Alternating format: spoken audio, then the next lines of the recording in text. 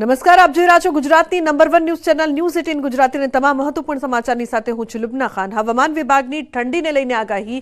કચ્છ પોરબંદરમાં કોલ્ડ વેવની આગાહી। આગામી 24 કલાક સુધી કોલ્ડ વેવની આગાહી કરવામાં આવી છે। નલિયામાં 6 ડિગ્રી સુધી તાપમાન રહેવાની વકી। પોરબંદરમાં 11 ડિગ્રી સુધી તાપમાન રહી શકે છે તો તટીય વિસ્તારોમાં 10.9 ડિગ્રી તાપમાન નોંધાયું છે। गुजरात रीजन में जो है विंड जो है वो ईस्टर्ली और साउथ ईस्टर्ली विंड का इफेक्ट है, जिसकी वजह से तापमान 1-2 डिग्री राइजिंग ट्रेंड में नो लार्ज चेंज के साथ बना रहेगा। और सौराष्ट्र कच्छ में जो है थोड़ा नॉर्थ ईस्टर्ली का इफेक्ट रहेगा, जिसकी वजह से 1-2 स्टेशन में अगले 24 घंटों में कुछ पॉकेट्स में जो है कोल्ड वेव रियलाइज होने की संभावना है, जिसमें मुख्य तौर पर कच्छ और पोरबंदर डिस्ट्रिक्ट शामिल हैं, जहाँ पे जो है तापमान नलिया कच्छ में जो है नलिया स्टेशन है, जहाँ पे तापमान 6 डिग्री 7 डिग्री के आसपास रहने की संभावना है। पोरबंदर में तापमान 11 डिग्री के आसपास रहेगा, जिसकी वजह से वहाँ भी कोल्ड वेव की संभावना अगले 24 घंटों में बनी हुई है। तो अमदावाद में 14.9 डिग्री तापमान नोंधाયું છે। ગાંધીનગરમાં 14 ડિગ્રી તાપમાન નોંધાયું છે। આગામી 24 કલાક ગાંધીનગરમાં 15 ડિગ્રી પારો રહેશે। અમદાવાદમાં 15 ડિગ્રી તાપમાન રહેશે। अहमदाबाद और गांधीनगर की हम बात करें तो अहमदाबाद में जो है तापमान दर्ज किया गया है पिछले 24 घंटों में 14.9 डिग्री सेल्सियस, तथा गांधीनगर में जो है 14.1 डिग्री सेल्सियस तापमान दर्ज किया गया है।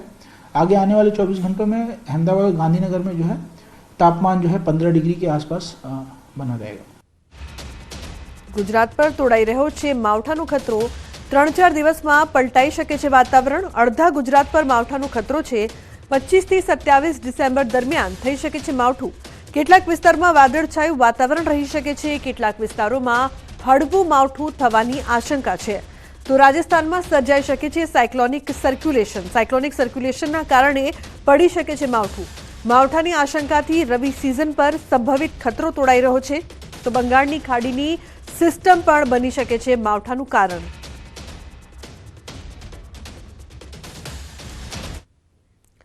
ભાવનગરમાં ગરીબોની કસ્તુરી ગણાતી ડુંગળીના ભાવોમાં ઘટાડો જોવા મળ્યો છે। એક જ દિવસમાં ડુંગળીના ભાવમાં 150 રૂપિયાથી વધુનો ઘટાડો જોવા મળ્યો છે। જે એક મણ ડુંગળીના ભાવ 700 રૂપિયા હતા, એ જ ડુંગળીના ભાવ આજે 500 રૂપિયા થયા છે। માર્કેટિંગ યાર્ડમાં 35,000 ગુણી ડુંગળીની આવક થવા પામી છે, ત્યારે બીજી તરફ ડુંગળીના ભાવ ઘટતા ખેડૂતોમાં રોષ જોવા મળ્યો છે। મહુવા યાર્ડમાં 3,20,000 કટ્ટાની આવક થઈ ચૂકી છે। તો મહુવા માર્કેટ યાર્ડમાં રેકોર્ડ બ્રેક લાલ ડુંગળીની આવક થતા યાર્ડ ડુંગળીથી છલકાયું હતું। બનાસકાંઠાના ધાનેરાથી રાજસ્થાનને જોડતો એકમાત્ર પુલ જર્જરિત હાલતમાં છે, જેના કારણે વાહન ચાલકોને ભારે હાલાકીનો સામનો કરવો પડી રહ્યો છે। ત્યારે હવે 2017માં આવેલા પૂરના કારણે રેલ નદીનો બાયપાસ રસ્તો શરૂ કરવાની માંગ ઉઠી છે।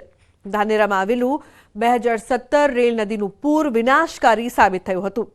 તે દરમિયાન પાણીના નિકાલ માટે થઈને ધાનેરાથી ધાખા સહિત 15 ગામોને જોડતો રેલ નદીમાં આવેલ રોડ તોડી પાણીનો નિકાલ કરવામાં આવ્યો હતો। ત્યારથી રસ્તો તૂટેલો જ છે। એટલું જ નહીં, બાજુનો રેલ નદીના પુલની હાલત અત્યંત દયનીય બની છે, જ્યાં અકસ્માત કે કોઈ કારણોસર વાહન બંધ થાય તો ટ્રાફિક જામના દ્રશ્યો સર્જાય છે, જેના કારણે ઇમરજન્સીમાં 108ને પણ તકલીફ ભોગવવી પડે છે। તો દિવસ દરમિયાન માર્કેટ યાર્ડ આવતા ખેડૂતો પણ મુશ્કેલીમાં મુકાયા છે।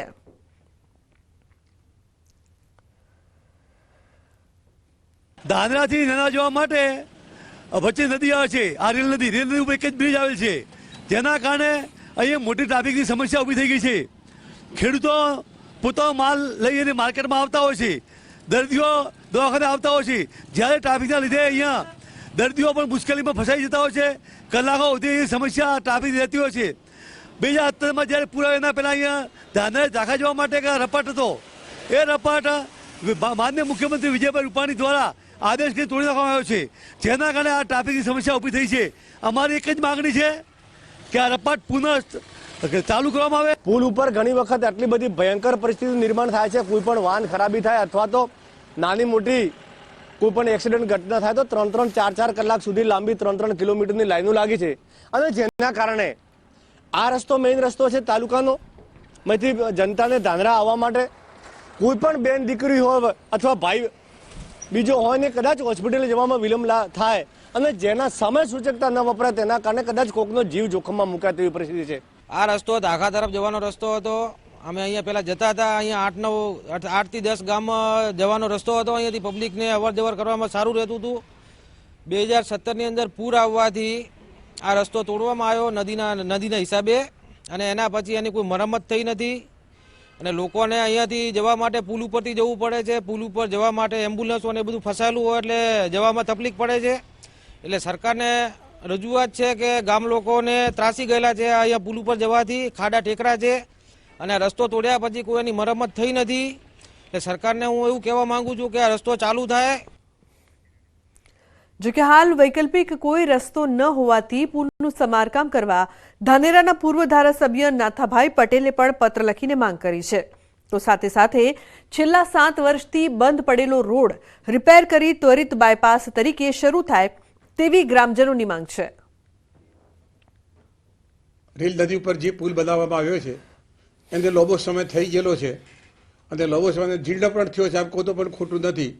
એટલે સરકાર સાથે મારી વિનંતી છે કે નવો પુલ બનાવવો જોઈએ અને જે કંઈ પુલ ઉપર અત્યારે જે ખાડા પડ્યા છે એ ખાડાને તાત્કાલિક ધોરણે પુરાવા જોઈએ, નહીંતર અકસ્માત થવાનો ભય રહે છે અને અકસ્માતના કારણે અને ઘણી વખત એક્સિડન્ટ થતો હોય તે વખતે પણ એ રોડ જામ થઈ જાય છે અને રોડ જામ થવાના કારણે અડધો કલાક 2 કલાક 3 કલાક સુધી વાહન વ્યવહાર બંધ થાય છે। ધાનેરાથી રાજસ્થાનને જોડતો જે ઓવરબ્રિજ છે તેના ઉપર ટ્રાફિક જામના દ્રશ્યો સર્જાય છે। અત્યારે પણ આપ જોઈ શકો છો કે મોટા પ્રમાણમાં અહીંયા ટ્રાફિક જામના દ્રશ્યો સર્જાય છે, કારણ કે આ ધાનેરાથી રાજસ્થાનને જોડતો જે આ બ્રિજ આવેલો છે તે 700 થી 800 મીટર જેટલો આ લાંબો છે અને આ બ્રિજ પર અનેક ખાડાઓ છે અને અહીંયા વારંવાર ટ્રાફિક સર્જાતા વાહન ચાલકો મુશ્કેલીમાં મુકાતા હોય છે। બીજા આપને દ્રશ્યો બતાવીશ કે આ રેલ નદી છે અને રેલ નદીની બાજુમાં 10 થી 15 ગામોને જોડતો એક રોડ આવેલો હતો અને તે રોડ 2017થી તોડી દેવામાં આવ્યો છે। આ રોડ તોડી દેવાના લીધે આ જે ઓવરબ્રિજ છે તે ઓવરબ્રિજ ઉપર અનેકવાર લાંબો ટ્રાફિક જામ સર્જાતો હોય છે અને આ ટ્રાફિક જામની અંદર અનેક એમ્બ્યુલન્સો પણ ફસાતી હોય છે અને લોકો પણ મુશ્કેલીમાં મુકાતા હોય છે। ત્યારે ધાનેરા સહિત આજુબાજુના ગામના લોકોની માંગ છે કે તાત્કાલિક જે આ જૂનો રોડ હતો તે રોડ શરૂ કરવામાં આવે અને તે રોડ શરૂ થાય તો આ બ્રિજ ઉપર ટ્રાફિકનું ભારણ ઓછું થાય અને આ બ્રિજ ઉપર ટ્રાફિક જામ જે સર્જાય છે તે અટકે। કિશોર તુવર, ન્યૂઝ 18 ગુજરાતી, બનાસકાંઠા। તો સોમનાથ ભાવનગર ગામના લોકો ત્રાહિમામ પોકારી ઉઠ્યા છે। સોમનાથ ભાવનગર નેશનલ હાઈવે 51નું કામ છેલ્લા 8 વર્ષથી ધીમી ગતિએ ચાલુ છે, જે 3 વર્ષમાં પૂરું કરવાનું હતું। સૂત્રાપાડા તાલુકાના મોરેડા ગામે લોકોનું માનવું છે કે જો ઓવરબ્રિજ બનશે તો ગામ 2 ભાગમાં વહેંચાઈ જશે। ગામના સામા છેડે જવું હોય તો 3 થી 4 કિલોમીટર ફરવું પડે, તેથી ઓવરબ્રિજ વચ્ચેથી પસાર થવા માટે ગરનાળું આપવા માટે માંગ કરવામાં આવી છે। છેલ્લા 1-2 વર્ષથી આ માંગણી સંદર્ભે ઓવરબ્રિજનું કામ અટકેલું પડ્યું હતું। આજે કોન્ટ્રાક્ટર દ્વારા પોલીસ પ્રોટેક્શન સાથે કામ શરૂ કરવામાં આવ્યું, ત્યારે સેંકડો ગ્રામજનો દ્વારા આ કામ અટકાવીને નાણાં સંદર્ભની પોતાની જૂની માંગણી દોહરાવીને કામ અટકાવવામાં આવ્યું અને શાંતિપૂર્ણ આંદોલનની ચીમકી પણ ઉચ્ચારી છે। અમારા ગામની મધ્યમાં આંગણવાડી અને પ્રાથમિક શાળા અને પંચાયત આવેલી છે, સામે મંદિરો આવેલા છે, એટલે આ બંને પુલની વચ્ચે 330 મીટરનું અંતર છે, એટલે વચ્ચે આંગણવાડીની બાજુમાં એક પુલ મૂકવાની અમારી માગણી છે। અમે લોકોએ રજૂઆત કરેલી છે। અમારું ગામ છે એ બંને બાજુ 50-50% બેસેલું છે। અમારા ગામની વચ્ચેથી નેશનલ હાઈવે 51 પસાર થાય છે, બરાબર। ત્યારે અમે 2024માં ફેબ્રુઆરીથી અમે રજૂઆત કરતા આવીએ છીએ અને અમને ઘણીવાર આપ્યું છે કે તમને આ કામ કરી આપશું, પણ એ અત્યાર સુધી કંઈ કામ કરવામાં નથી આવ્યું ને અત્યારે બળજબરીપૂર્વક કામ ચાલુ કરી દેવામાં આવ્યું છે। ગામનું ગામ જાણ્યું છે, એને થોડી ખબર હોય હું શું થવા વર્ગું પછી ગામને ખબર પડી કે અહીંથી હલાહે સલાહે નહીં। આ નાલું છે વાહન વ્યવહારનું છે, હોળાનો રસ્તો, ઓયલું નાલું મટાણાનું, તો ગામને ક્યાં જવું? ગામના ડોહીમાં છે, નાના બાળકો આ સાઈડ છે, ઓલી સાઈડ મંદિર છે, અમારે આવર જવર ક્યાં કરવી? અત્યારે આવવા માટે કે કામ બંધ કરો, અમને નાલું કરી આપો। તો આણંદની બોરસદ ચોકડી પર ગેરકાયદેસર ઝૂંપડપટ્ટીના દબાણો હટાવવા મામલે મંત્રી ભરતભાઈ પટાણીએ અસરગ્રસ્ત પરિવારોની મુલાકાત લીધી। મહત્વનું છે કે વર્ષોથી કલેક્ટર હસ્તક પ્લોટમાં 300થી વધુ કાચા પાકા ઝૂંપડા બનાવીને લોકો રહેતા હતા।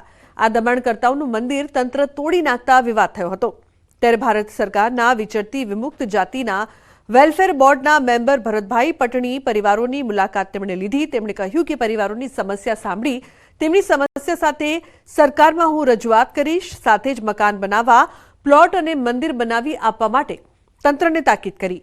વધુમાં 30 દિવસ સુધી અસરગ્રસ્તોને રહેવા જમવાની સુવિધા આપવા માટે કલેક્ટર અને એસપીને સૂચના અપાઈ છે. આજુબાજુના 50 ગામના લોકો ચૈત્રી નવરાત્રી અને નવરાત્રીની અંદર અહીંયા માતાજીની ધજા અને નિવેદ કરવા માટે અહીંયા આવતા હતા. એટલે એક આસ્થાનું કેન્દ્ર હતું.